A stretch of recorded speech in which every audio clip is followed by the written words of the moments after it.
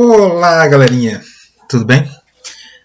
Vamos aí falar um pouquinho sobre economia no Brasil, tá? Então, a economia brasileira aí, e aí fica a dica de leitura, Formação Econômica do Brasil, de Celso Furtado.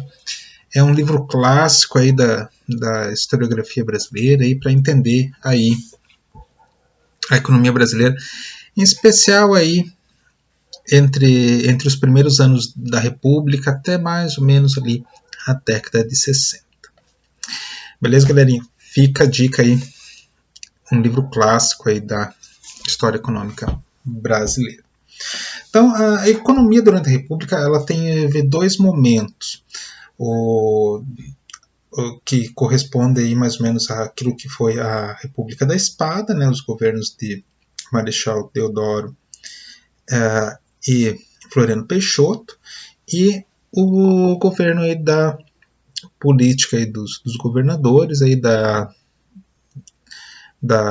República do Café com Leite aí, que vai aí de Prudente de Moraes até a Revolução de 30. Beleza?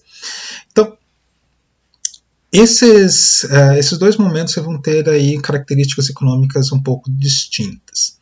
Primeiro, o período aí da República da Espada, que vai ser muito marcado aí pela política econômica do encilhamento, né?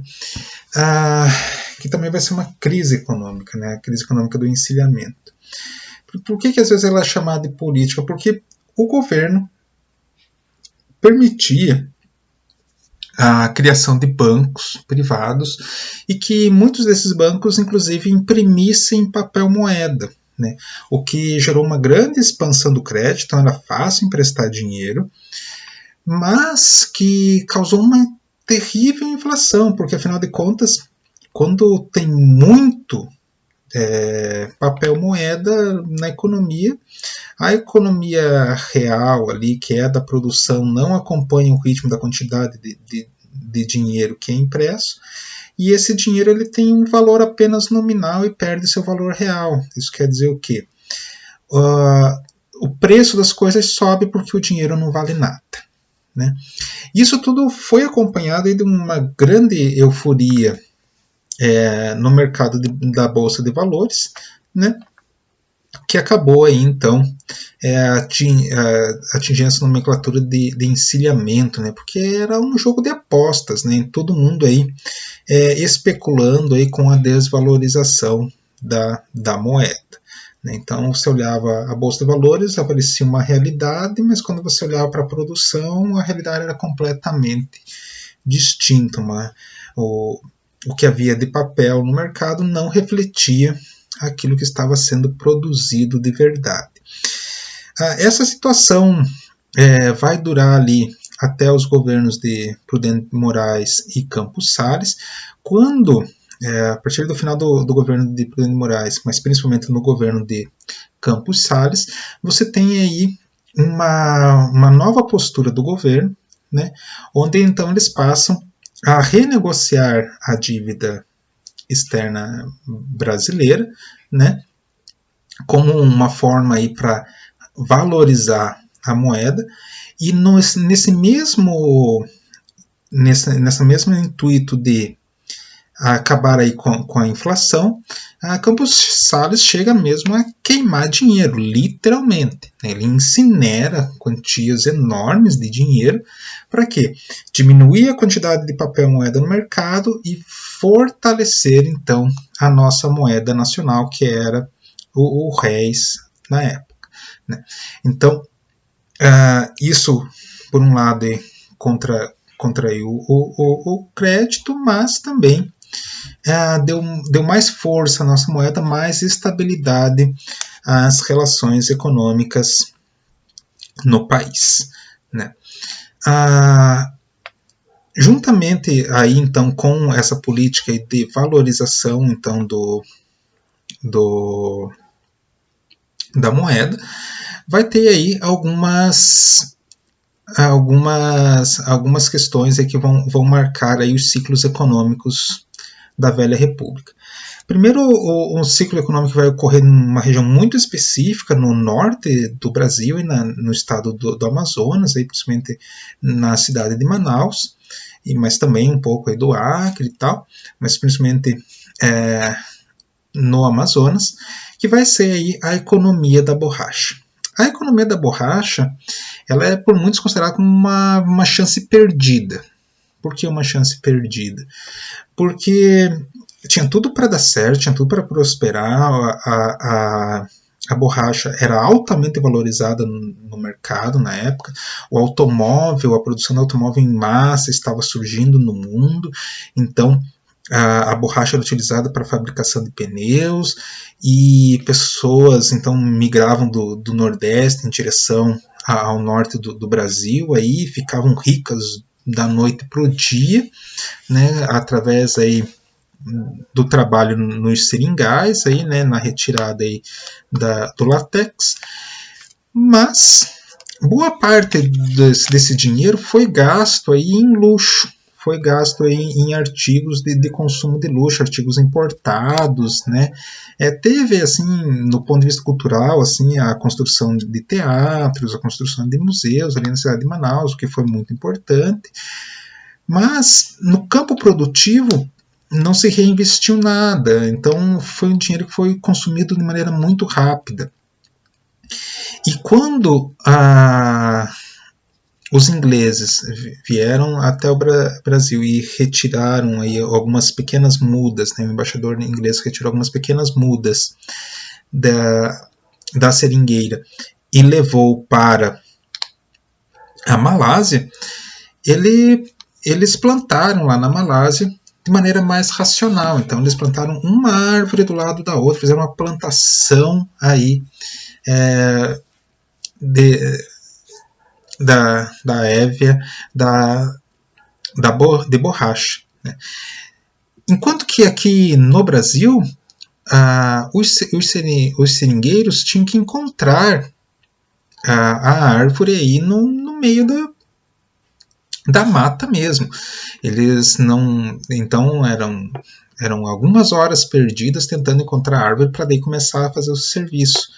Então o nível de produção inglesa lá na Malásia cresceu muito, e aqui no Brasil esse nível de produção, essa quantidade de produção continuou mais ou menos igual, só que como teve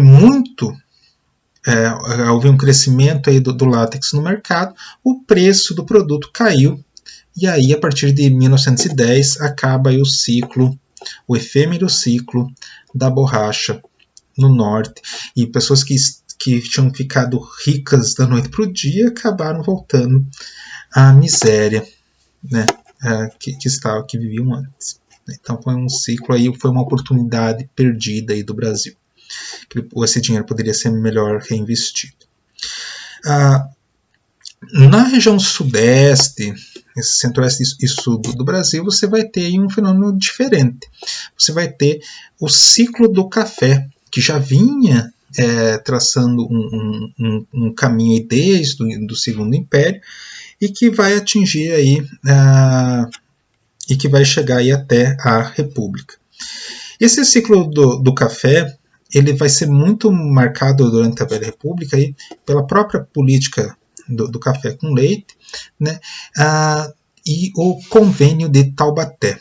No Convênio de Taubaté, se fez um acordo entre os cafeicultores e os governos estaduais, daqueles estados que produziam café, para que todo o excedente, né, então aquilo que é produzido mais do que o mercado é capaz de comprar, todo o excedente de produção fosse comprado, então, pelos estados, né, com dinheiro público, né, então dinheiro de impostos, né, então o dinheiro dos impostos e o dinheiro público usado aí para comprar o excedente de café. Tudo isso dentro de uma política de valorização do café, para evitar que o café então sofresse oscilações de mercado e sempre tivesse um preço forte, aí garantindo que a economia do café prosperasse, né? Não só o lucro dos cafeicultores, mas também todos os empregados dos cafezais, o conjunto aí da economia do café. Esse processo ele vai ter um bom desempenho até ali até a crise de 1929, né? Por quê? Porque para que esse produto fosse comprado, né, e muitas vezes era queimado mesmo pelo governo, o governo não tinha o que fazer com tanto café, pegava e botava uma fornalha e queimava. Para que esse café mantivesse esse preço bom, que esse era o objetivo do plano, o governo então precisava contrair dívidas no exterior. E ao contrair dívidas no exterior, ele desregulava então a nossa moeda que Campos Salles tinha feito todo aquele esforço para valorizar. A partir então do convênio de Taubaté, aí de Rodrigues Alves, vai começar a sofrer algumas pressões aí em razão dessa dívida externa brasileira que vai começar a crescer demais. E quando chega a 1929, essa dívida externa brasileira, ela atinge problemas muito graves. Por quê? Porque não havia mais quem emprestasse dinheiro para os governos brasileiros poderem comprar tanto café, né? E aí estoura, né, uma espécie de uma bolha do café aí, onde aquela inflação que antes estava controlada de maneira artificial através de empréstimos no exterior, agora cresce, e aí você tem aí todos os problemas aí inflacionários da década de 30, né, que foram chamados aí pelo Celso Furtado aí de socialização dos prejuízos, né, onde então os prejuízos do café foram postergados durante toda a Velha República e acabou aí na década de 30 estourando aí em grande inflação, onde os pobres acabaram tendo sua qualidade de vida diminuída porque não conseguiam comprar as coisas pelo mesmo valor, porque é isso que a inflação faz, né? E os fazendeiros aí continuaram aí tendo seus subsídios do governo aí para manterem suas riquezas, né? Por outro lado, parte desse lucro dos cafeicultores foi reinvestido, aí, principalmente por filhos de cafeicultores que já moravam nas cidades, que foram estudar no exterior, depois voltavam para morar e já não se interessavam mais pelo campo e queriam morar na cidade, e mesmo pela influência de imigrantes europeus aí que acabaram se instalando no Brasil a partir do final do século XIX. Você tem então que boa parte do dinheiro do café foi também reinvestido nas indústrias, aí, principalmente de São Paulo e também no Rio de Janeiro, e também aqui no Sul mesmo, a indústria têxtil e tal, aí de colonos europeus, né? Então, você vai ter todo um desenvolvimento industrial, né?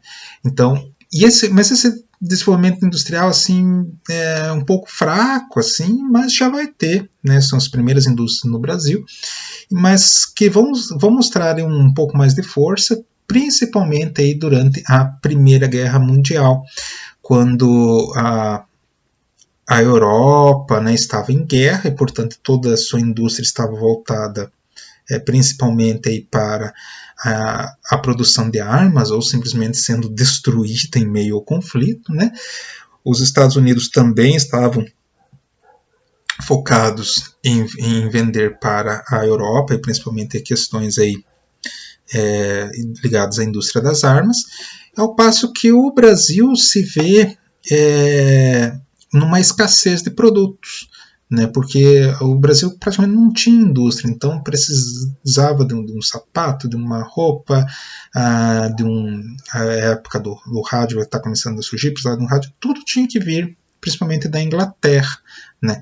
Mas como a Inglaterra estava em guerra, então o Brasil acaba vendo a necessidade de se industrializar para suprir as demandas aí do mercado interno brasileiro, né? Então a Primeira Guerra Mundial vai ser um momento muito importante para o desenvolvimento industrial do Brasil, né, e boa parte do dinheiro para a construção dessas indústrias, né, veio aí também como parte do café.